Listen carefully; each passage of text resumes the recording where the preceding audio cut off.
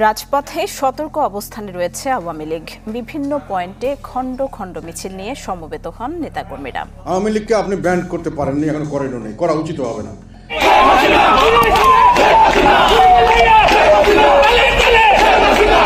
এবার 16ই ডিসেম্বরকে কেন্দ্র করে আওয়ামী লীগের নেতাকর্মীরা সর্বকালের বড় সমাবেশের ডাক দিতে যাচ্ছে, এমনটাই আশা করছে রাজনৈতিক বিশ্লেষকরা।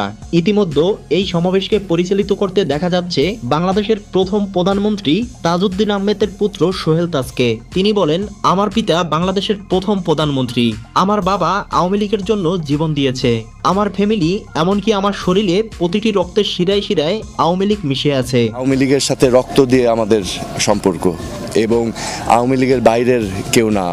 আমি আওয়ামী লীগে ছিলাম, আমি আওয়ামী লীগে আছি, আমি আওয়ামী লীগে চিরকাল থাকবো। এদিকে গত 5ই আগস্ট শেখ হাসিনা পতনের পর দেশে থাকা বেশিরভাগ আওয়ামী লীগ নেতাকর্মীকে চিহ্নিত করে জেলে পাঠানো হয়েছে।